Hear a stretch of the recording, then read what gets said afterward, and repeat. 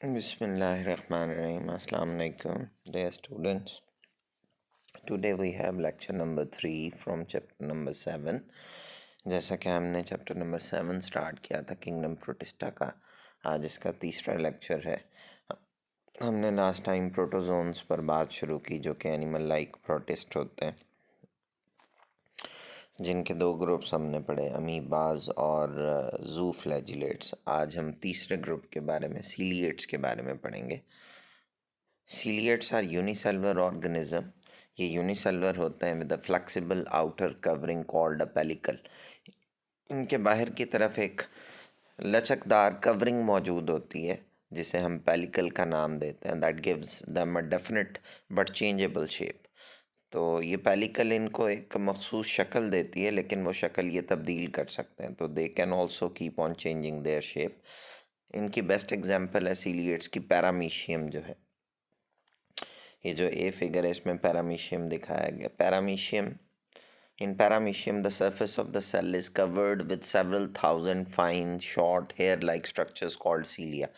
इसी मुनासबत से इस ग्रुप को सीलिएट्स का नाम दिया गया। जैसा कि पैरामीशियम में पूरी सरफेस के ऊपर छोटे बारीक बाल नुमा साख्तें हैं जिन्हें सीलिया कहते हैं, और ये हज़ारों की तादाद में मौजूद होती हैं। द सीलिया बीट, ये लहलहाते हैं इन सच अ प्रिसाइजली कोऑर्डिनेटेड फैशन।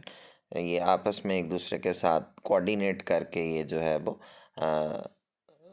ये बीट करते हैं इस तरह say that the organism can go forward, कि ऑर्गेनिज्म आगे जा सके, कैन ऑल्सो गो बैक, वापस भी आ सकता है, एंड टर्न अराउंड, और अपनी डायरेक्शन भी चेंज कर सकता है। सम सीलिएट्स आर सीसाइल, कुछ सीलिएट्स होते हैं जिनमें सीलिया नहीं होते, वो सीसाइल हैं। सीसाइल का मतलब है unable to move and remain attach to rock other surfaces.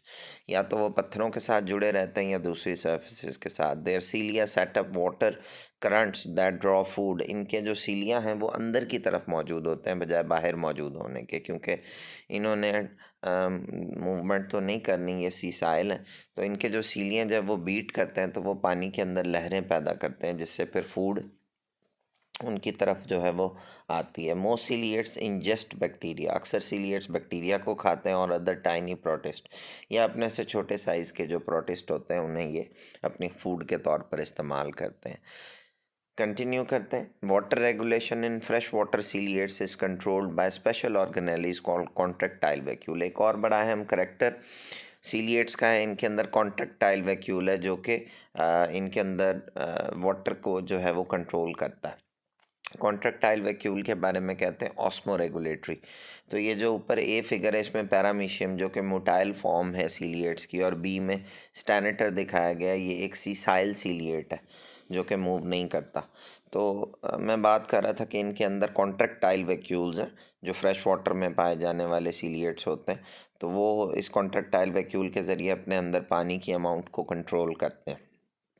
Ciliates differ from other protozoans in having two kinds of nuclei. इनमें दो न्यूक्लियाई होते हैं। वन, ये बड़ा अहम पॉइंट है, शॉर्ट क्वेश्चन में आता है। वन और मोर स्मॉल डिप्लॉयड माइक्रोन्यूक्लियाई, एक या एक से ज़्यादा छोटे डिप्लॉयड माइक्रोन्यूक्लियाई मौजूद होते हैं that function in sexual process. और इन माइक्रोन्यूक्लियाई का काम सेक्सुअल रिप्रोडक्शन को कंट्रोल करना होता है। और एक बड़ा लार्ज पोलीप्लाइड मैक्रोन्यूक्लियस होता है that control cell metabolism and growth, जो सेल की मेटाबॉलिज्म को और ग्रोथ को कंट्रोल करता है।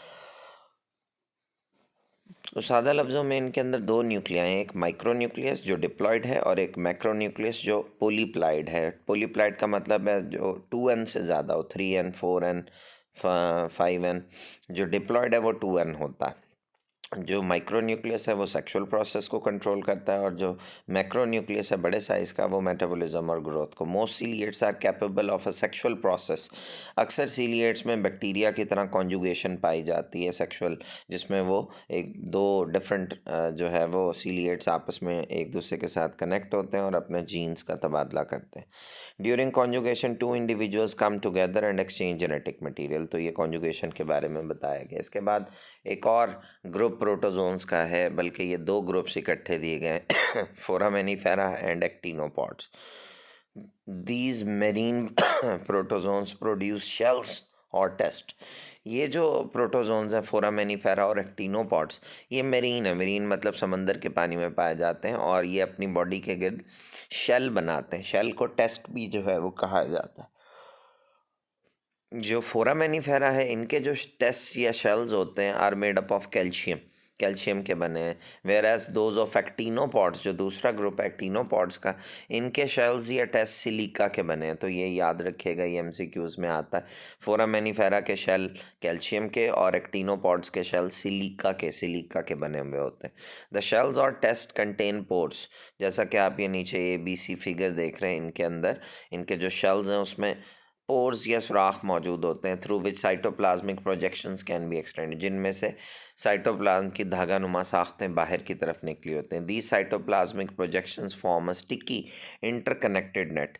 तो ये जो प्रोजेक्शंस हैं जो कि इनके पोर्स से बाहर निकलती हैं, ये एक चिपकने वाला एक नेटवर्क या जाल बनाती हैं दैट एंटेंगल्स प्रे, जो शिकार को पकड़ता है।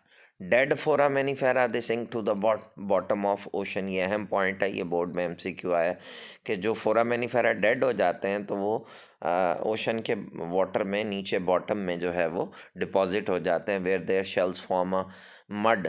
जब उनके शेल्स डीकम्पोज होते हैं तो डेड फोरामेनिफेरा के, तो वो समंदर की तह में जो है वो ग्रे कलर की मड बनाते हैं। That is gradually transformed into chalk. जो ये ग्रे मड फिर चौक में चेंज हो जाती है। Foraminifera of the past have created vast limestone deposits, यानी कैल्शियम कार्बोनेट के या चौक के जो डिपॉजिट्स, बड़ी बड़ी चट्टानें बनती हैं, वो डेड फोरामेनिफेरा के शेल्स के डिकम्पोज होने से बनती हैं। तो ये 3 फिगर्स हैं। ए में फोरामेनिफेरा के टेस्ट दिखाए गए हैं। बी जो है वो एक ब्यूटीफुल ज्योमेट्रिक पैटर्न दिखाया गया शेल्स का। सॉरी, उसके बाद जो बी है उनमें पोर्स भी आपको नज़र आ रहे हैं, जिसमें से साइटोप्लाज्मिक प्रोजेक्शंस बाहर निकली हुई। सी में रेडियोलेरियंस दिखाए गए हैं, ये एक्टिनोपॉड्स हैं, इनके ग्लासी शेल्स होते हैं। ये MCQs में आ जाता है। इसके बाद आखिरी जो प्रोटोजोन है वो है apicomplexans. Apicomplexans are large group of parasitic protozoans. ये एक बहुत बड़ा ग्रुप है पैरासिटिक प्रोटोजोन्स का, जो बीमारियां पैदा करते हैं। Some of which cause serious diseases, जैसे कि मलेरिया है। तो एपिकम्प्लेक्सन्स जो है वो पैरासिटिक प्रोटोजोन्स हैं जो बीमारियां पैदा करते हैं। इसकी बेस्ट एग्जांपल मलेरिया कॉज करने वाला एपिकम्प्लेक्सन है, जिसका नाम है प्लाज्मोडियम। तो ये 7.7 फिगर है, इसमें पूरा लाइफ साइकिल मलेरियल पैरासाइट या प्लाज्मोडियम, आपने मैट्रिक में ये लाइफ साइकिल पढ़ा हुआ है। एपिकम्प्लेक्सन्स जो हैं इनमें कोई स्पेसिफिक स्ट्रक्चर्स लोकोमोशन की नहीं होती, but they move by flexing. Flexing का मतलब है कि ये अपनी सेल को या बॉडी को बेंड करके, फ्लेक्स करके मूव कर सकते हैं। At some stage in their lifes they develop a spore. तो अपनी लाइफ में किसी ना किसी स्टेज पे ये एक स्पोर डेवलप करते हैं, अ स्मॉल इन्फेक्टिव एजेंट। और ये स्पोर एक एजेंट का काम करता है जो कि इन्फेक्शन कॉज कर सकता है। It is transmitted to the next host. ये दूसरे होस्ट में स्पोर ट्रांसमिट होता है। Many apicomplexans spend part of their life in one host and part in a different host species. तो एक से ज़्यादा होस्ट में अपनी लाइफ गुजारते हैं। मिसाल के तौर पे मलेरियल पैरासाइट जो है प्लाज्मोडियम, ये अपनी लाइफ का एक पार्ट इंसान के अंदर और एक पार्ट जो है मॉस्किटो के अंदर जो है वो गुजारता है। तो यहाँ पर लाइफ साइकिल है इसका। नंबर 1 स्टेप देखें कि मॉस्किटो जो है वो इट इंजेक्ट्स स्पोरोजॉइट्स। जब ये बाइट करता है किसी हेल्दी पर्सन को, तो उसके ब्लड के अंदर जो है वो स्पोर दाखिल करता है, उन्हें स्पोरोजॉइट्स कहते हैं। उसके बाद नंबर 2 पे देखें आप, स्टेज इन द लिवर। ये जो स्पोरोजॉइट्स हैं ये उसके ब्लड के ज़रिए जो है वो उनके लिवर में पहुंचते हैं, वहाँ पर इनकी स्टेज होती है। उसके बाद नंबर 3 पे आप देखें कि gametocytes are ingested by mosquitoes. तो यहाँ ये जो इनका लिवर है, लिवर के अंदर ब्लड चूँकि नया बनता है तो सर्टन मीरोजॉइट्स डेवलप इनटू गेमिटोसॉइट्स। तो स्पोरोजॉइट्स जैसे ही लिवर में पहुँचते हैं ये मीरोजॉइट्स में चेंज हो जाते हैं। मीरोजॉइट्स जो हैं ये गेमिटोसाइट्स में चेंज होते हैं और हर एक ब्लड के सेल के अंदर दाखिल हो जाते हैं। अब जब मॉस्किटो दोबारा बाइट करता है, ये शख्स, इसको मलेरिया हो जाता है, तो जब मॉस्किटो इसे दोबारा बाइट करता है तो उसके ब्लड में से जो है वो गेमिटोसाइट्स जो है वो पिक कर लेता है। तो थर्ड स्टेप में यही दिखाया गया, gametocytes are ingested by mosquito. वो मॉस्किटो अपने अंदर ले जाता है और मॉस्किटो के गट में जाकर, स्टमक में जाकर ये गेमिटोसाइट्स एग और स्पर्म में चेंज हो जाते हैं, जिन्हें oocytes भी कहा जाता है। एग को oocyte भी कहते हैं। तो ये स्पर्म और एग आपस में मिलते हैं तो इनके गट में ही जाइगोट बनता है। उसके बाद फोर्थ स्टेप में आप देखें sporozoites form with in mosquito. तो मॉस्किटो के अंदर स्पोरोजाइट्स बनते हैं जो मॉस्किटो के माउथ में आ जाते हैं। वंस अगेन ये कैरियर मॉस्किटो बन जाता है और ये किसी हेल्दी पर्सन को जब बाइट करेगा तो उसके अंदर स्पोरोजाइट्स मुंतकिल कर देगा। तो इस तरह से इसका लाइफ साइकिल है। इसके लाइफ साइकिल में दो होस्ट हैं, एक होस्ट इंसान है और एक होस्ट मॉस्किटो है। तो मॉस्किटो एक कैरियर या वेक्टर का काम करता है, इसीलिए इनके अंदर लोकोमोटरी स्ट्रक्चर्स नहीं होती। Plasmodium the apicomplexan that causes malaria, यही लाइफ साइकिल इसको अब नीचे डिस्क्राइब किया गया। It enters human blood through the bite of an infected female Anopheles mosquito. इंसान के ब्लड में ये जो फीमेल एनोफिलिस मॉस्किटो जब बाइट करेगा, इन्फेक्टेड या कैरियर ही फीमेल एनोफिलिस मॉस्किटो जब बाइट करेगा तो उसके ब्लड में स्पोरोजॉइट्स इंजेक्ट करेगा, जैसा कि फिगर में नंबर 1 में दिखाया गया। उसके बाद when where it multiplies, Plasmodium first enters liver cells, second step दिखाया गया कि लिवर में दाखिल होता है, and then red blood cells, और फिर रेड ब्लड सेल्स में दाखिल होता है। जब लिवर में होता है तो मीरोजॉइट्स की शक्ल में, और जब रेड ब्लड सेल्स में दाखिल हो जाता है तो ये गेमिटोसाइट्स में चेंज हो जाता है। When each infected red blood cell burst, many new parasites are released. तो जब ये आरबीसी में या ब्लड सेल में दाखिल होता है तो वो फट जाते हैं, और फटने से बहुत सारे और भी इर्द गिर्द के रेड ब्लड सेल्स इन्फेक्ट होते हैं। The release parasites infects new red blood sales and the process is repeated. ये बार बार रिपीट होता है ह्यूमन लिवर के अंदर, ये जो ब्लड चूँकि बार बार बनता है तो तब तक ये रिपीट होता रहता है जब तक कि सारा ब्लड इन्फेक्टेड ना हो जाए इन पैरासाइट से, प्लाज्मोडियम से। The simultaneous bursting of millions of red cells causes the symptoms of malaria. तो जैसे जैसे ये प्लाज्मोडियम जो है वो सेल्स में, ब्लड सेल्स में दाखिल होता है और ब्लड सेल्स फटते हैं, तो फिर वैसे ही साथ साथ आहिस्ता आहिस्ता मलेरिया के सिम्टम्स आते हैं। और जो बेस्ट सिम्टम्स मलेरिया की मोस्ट कॉमन सिम्टम है वो है a chill followed by a high fever, कि पहले सर्दी लगती है और उसके फ़ौरन बाद जो है वो तेज़ बुखार शुरू हो जाता है। उसकी वजह ये टॉक्सिक सब्सटेंसेस हैं that are released and affect other organs of the body, जो कि बॉडी के बाकी ऑर्गन्स को इन्फेक्ट करते हैं।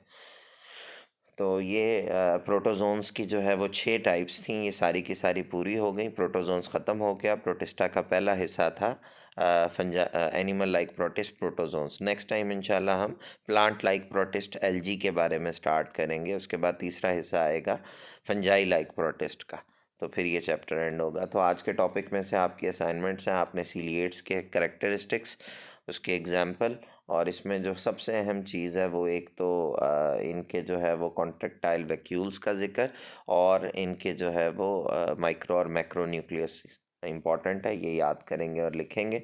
उसके बाद फोरामेनिफेरा और एक्टिनोपॉड्स, इनके शेल्स किस चीज़ के बने हुए हैं, ग्रे मड क्या होती है, ये शॉर्ट क्वेश्चन में आता है, और ये कैसे चाक के डिपॉजिट्स बनाते हैं। उसके बाद जो है वो एपिकम्प्लेक्सन, ये पूरे का पूरा अहम है, इसको सारे को आपने याद करना है। और ये जो फिगर के अंदर स्टेप्स हैं ये इसके लाइफ साइकिल के स्टेप्स हैं, तो ये आप लोगों ने जो है वो याद करके लिखने भी हैं।